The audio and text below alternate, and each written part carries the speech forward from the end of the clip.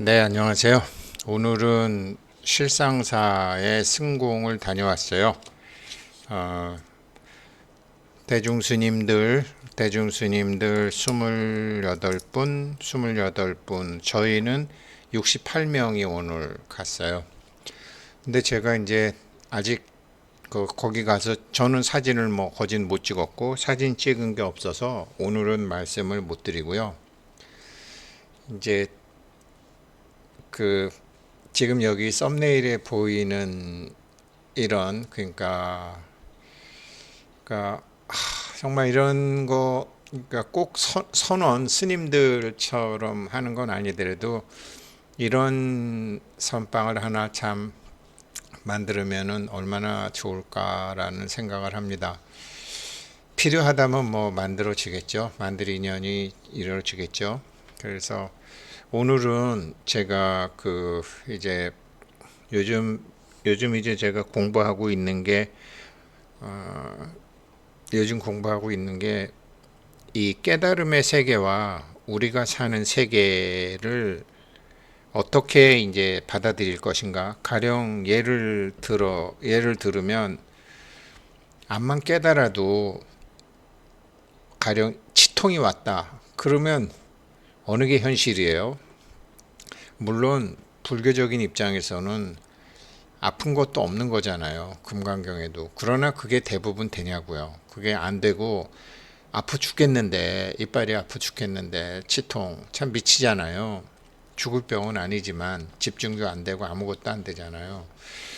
그런 문제를 이제 어떻게 해결하나.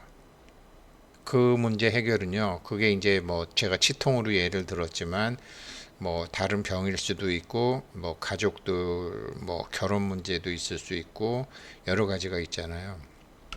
이거를 이거를 푸는 방법을 일단 먼저 제가 말씀드리기가 참 뭐해서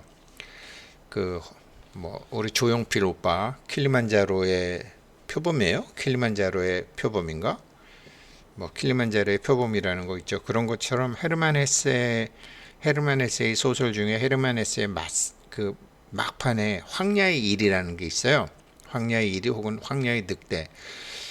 이거를 유튜브에서 누군가가 좀 읽어주면 헤르만 헤세 책이 이렇게 읽기가 굉장히 힘들거든요.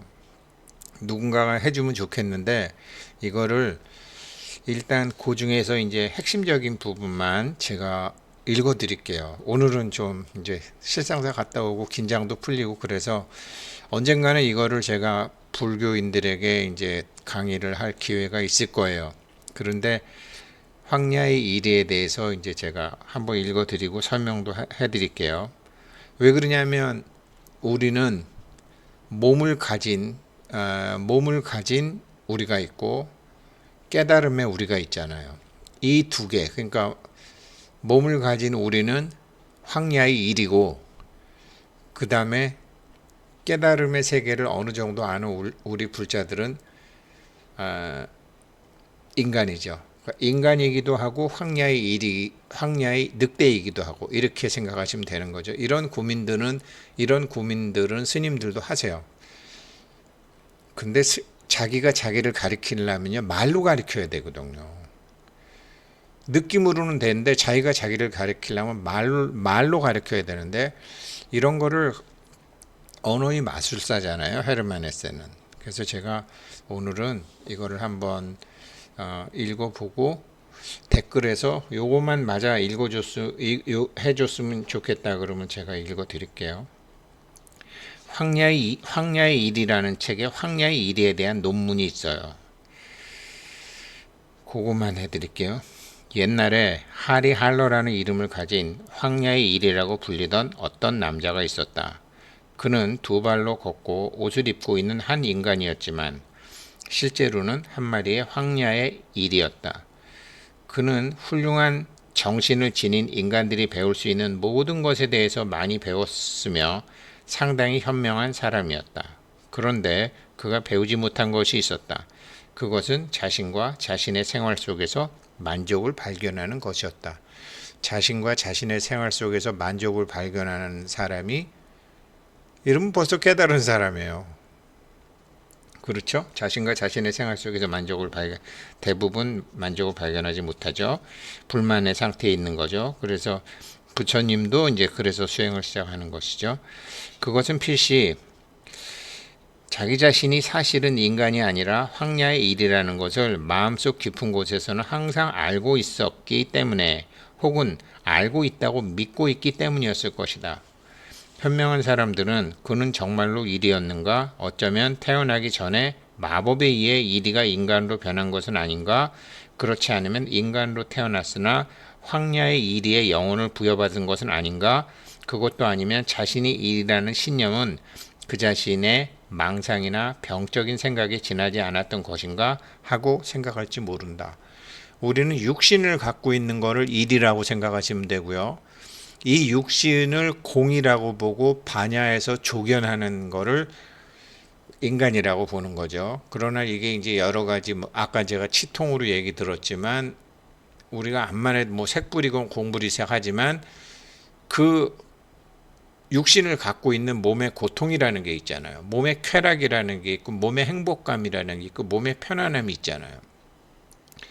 그래서 그런 얘기예요. 계속해 드릴게요. 어쩌면 이 남자는 어린 시절에 몹시 거칠고 고분고분하지 않았으며 난폭했었는지도 모른다. 또 그를 교육시킨 사람들이 그의 내부에 있는 그런 야수성을 죽여버리기 위해 그는 인간의 탈을 쓴 짐승이라는 생각과 신념을 그에게 심어주었는지도 모른다. 이 점에 대해서 이야기하자면 몇 권의 흥미있는 책을 쓸 수도 있을 것이다. 그러나 그런 짓을 하더라도 황야의 이리에게는 아무런 도움도 되지 않으리라. 왜냐하면 이리가 마법에 흘러 그의 내부로 들어왔건, 몽둥이에 몰려 그의 내부로 들어왔건, 혹은 그것이 그 자신의 생각일 뿐이건 아니건, 그런 것은 그에게 있어서 그가 느끼는 감정이기 때문에 어찌할 수 없는 것이기 때문이다. 그렇게 생각하는 사람은 어쩔 수 없잖아요. 그런 것은 다른 사람들은 그에 대해서 어떻게 생각했든지 간에 그가 자기 자신에 대해서 어떻게 생각했든 그런 것은 그에게 아무런 소용이 없으며 그는 내부에 있는 자기 육신의 욕망을 쫓아내 주지도 못하였다. 그래서 황야의 이리는 두 개의 본성, 즉 인간의 본성과 이리의 본성을 가지고 있었다. 그것은 그의 운명이었다. 누구나 다 이래요. 우리 몸 가진 우리를 일이라고 생각하시면 돼요. 그러나 그러한 운명이라고 해서 특별히 예외적인 일은 아니라, 왜냐하면 내부에 개나 여우, 물고기나 뱀의 성질을 다분히 가지고 있는 많은 사람들도 그 때문에 어떤 특별한 어려움을 겪지는 않았을 것이기 때문이다. 겪죠. 그러니까 그래서 우리가 나는 개띠, 나는 용띠 이렇게 얘기하고, 더 세밀하게는 그 사람이 태어난 날이 용날, 양날, 개날, 뱀날, 그러면서 그것을 우리 안에 이 물질의 몸을 받았을 때 그 사람의 잠재의식 속에서 나오는 것을 동물에 비유해서 한 것도 있죠. 그런 거죠. 그런 경우 인간과 여우, 인간과 물고기가 공존하며 한쪽이 다른 한쪽을 괴롭히는 일은 없지 않죠. 있죠. 우리는 오히려 그들은 서로 돕기까지 했다. 성공하여 많은 사람들로부터 선망받은 인간 중에는 그런 행운을 쟁취한 것은 그의 내부의 인간의 선택이라기보다는 그의 내부에 있는 여우나 원숭이의 덕택인 경우가 많다. 이게 무슨 소리냐면요. 이 헤르만 헤세는 주역을 다 공부한 사람이에요. 이 헤르만 헤세의 스승이기도 했고 담당 주치이기도 했던 그 융이 주역을 아주 철저히 공부했고 이 괴를 뽑을 줄 아는 사람이었거든요. 이 황야의 일위는 헤르만 헤세가 유리알 유의를 쓰기 전에 쓴 작품이라서 이런 인간의 존재의 본성에 대해서 정확히 모를 때 쓴 거예요.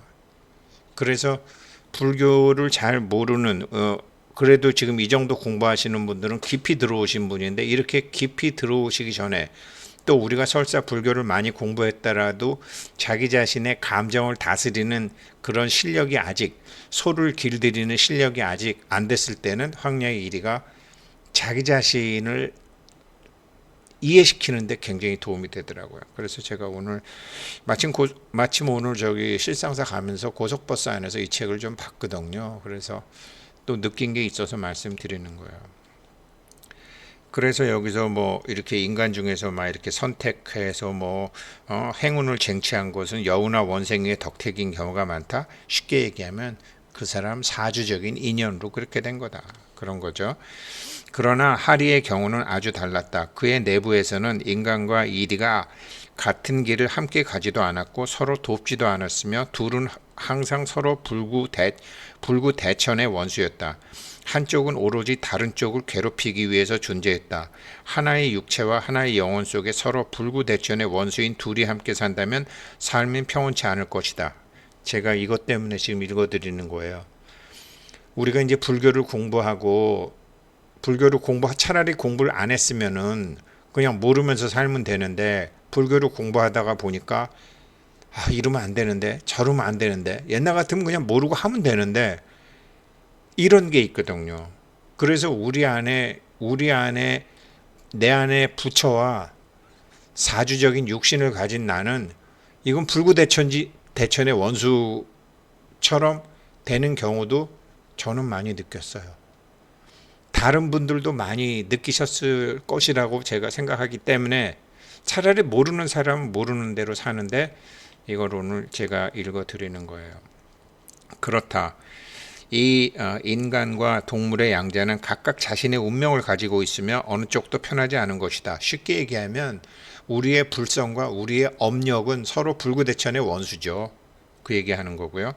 그런데 우리의 황야의 이리의 경우에는 모든 합성체가 그렇듯이 어떤 때는 이리로서 어떤 때는 인간으로서 살고 있었는데, 그가 이리일 때는 그의 내부의 인간이 언제나 숨어서 노려보고 방해하고 비난했으며, 우리가 그렇죠. 또 그가 인간일 때는 그의 내부의 이리가 그렇게 했다.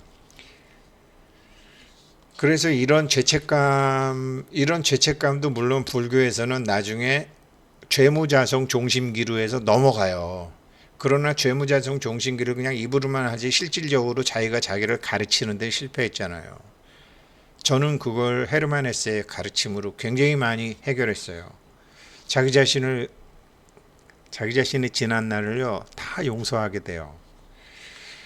저의 이런 경험이 다른 분들에게도 경험이 될 수 있도록 제가 어떻게 설명해 볼게요. 왜 그러냐면 헤르만 헤세 책 사람들이 잘 못 읽어요. 눈도 그렇고.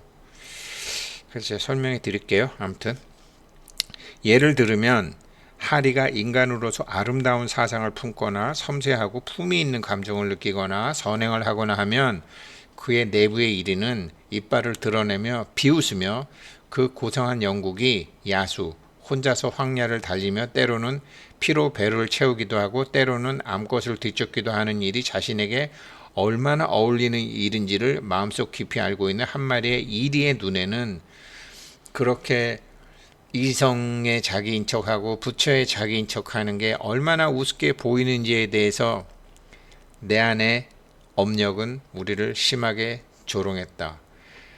이리의 눈으로 볼 때는, 내 안의 감정체의 눈으로 볼 때는 모든 인간적인 행위는 우스꽝스럽게 짝이 없고 어처구니 없고 어리석으며 쓸데없는 짓이었다. 이게 업력이죠. 그러나 하리가 이리로서 느끼고 행동하고 다른 사람들에게 이빨을 드러내고 모든 인간과 인간의 모든 거짓되고 타락한 예의 풍습에 대해서 증오와 적의를 느낄 때도 마찬가지였다.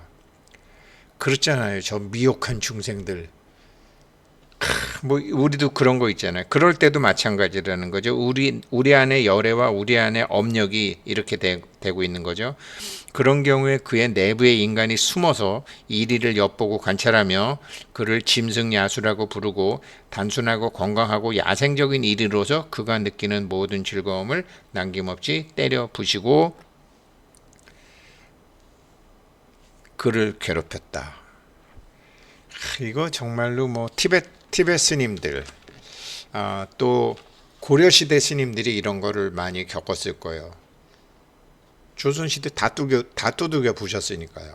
거기서 무력함을 분명히 느끼셨겠죠. 근데 해결책이 있어요. 저 사실 이 해결책을 찾아서 이렇게 한 20년간 불교 고민했는지 몰라요. 대문 안으로 들어갔다가 대문 안으로 들어가자니 내 안에 이리가 배고파 굶어 죽을 것 같고 다시 대문 밖으로 나오니까 내 안의 이성이 저를 일주문 안으로 불러들이고 황야의 이리의 삶이 이러했으므로 사람들은 하리가 유쾌하고 행복한 생활을 하지 못했다고 생각하는지도 모른다. 그러나 그렇다고 해서 그가 특별히 불행했다라고 할 수는 없다. 우리도 그렇잖아요. 누구나 자기의 몫으로 떨어진 불행을 최대의 불행으로 생각하는 법이므로 각자는 자신의 불행이 최대의 불행으로 생각되었을 줄은 모르지만 모든 사람이 그가 그렇게 불행하다고 말할 수는 없다. 내부의 이의를 가지고 있지 않은 사람이라고 할지라도 내부의 이의가 없다고 해서 특별히 행복하다고는 할 수 없기 때문이다.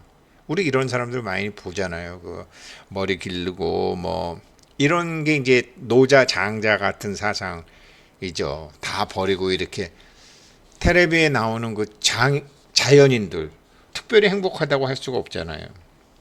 실제로 그렇게 내부에 이리가 없이 저기 인간의 이성으로서만 산에서 사는지 몰라도 아무리 불행한 삶이라고 할지라도 해가 비치는 때와 모래와 바위 사이에 작은 행복의 꽃이 피는 일은 있는 법이다. 황야의 이리의 경우도 그러했다. 그가 대체로 매우 불행했다라는 것은 부정할 수 없다. 그가 다른 사람을 사랑하고 다른 사람이 그를 사랑하는 경우에는 그는 다른 사람들까지도 불행하게 했다. 그가 다른 사람들을 사랑하고 다른 사람들이 그를 사랑하는 경우에는 그는 다른 사람들까지도 불행하게 했다. 아이, 왜 불교 공부하다가 간혹 초치는 소리를 해서 주변 사람들을 불편하게 만드는 경우 있잖아요. 그런 것 같아요. 저도 이런 거 있어요. 많은 사람들이 그를 품위 있고 현명하며 독특한 사람으로 사랑을 하고 있었는데 갑자기 그의 내부의 이리를 발견하게 되면 그들은 두려움과 환멸을 느꼈다. 관세음보살, 저도 이런 잘못 엄청나게 저질렀죠. 그러나 그것은 당연한 일이었다. 왜냐하면 하리는 모든 사람들과 마찬가지로 전체로서 사랑받기를 원했으므로 자신에게 소중한 사랑을 주는 사람들에게 자신의 내부에 있는 이리를 감출 수도 속일 수도 없었기 때문이다. 그러나 바로 그의 내부의 이리를, 즉 자유롭고 야생적으로 길들일 수 없고 위험하고 강한 점을 사랑하는 사람들도 있었다. 그런 사람들은 이 난폭하고 사악한 이리가 돌연 인간이 되어 선량함과 우아함을 동경하고 모차르트를 듣고 시를 읽고 인류의 이상을 품으려 하는 경우 커다란 실망과 환멸을 느꼈으며 몹시 실망하고 화를 내었다. 이런 거 많이 겪으시죠? 당신 갑자기 왜 그래? 뭐 이런 거. 그리하여 황야에 이르는 그들과 접촉할 때마다 자신의 이중성과 분열성을 다른 사람들의 운명성으로 가지고 들어갔다. 그리하여 황야에 이르는 그들과 접촉할 때마다 자신의 이중성과 분열성을 다른 사람들의 운명성으로 가지고 들어갔다. 오늘 실상사 가면서 제가 버스 안에서 이거를 차분하게 좀 방해도 안 받으니까 읽을 수 있었잖아요. 이거 계속 해드릴게요. 오늘은 여기까지 하겠습니다. 감사합니다.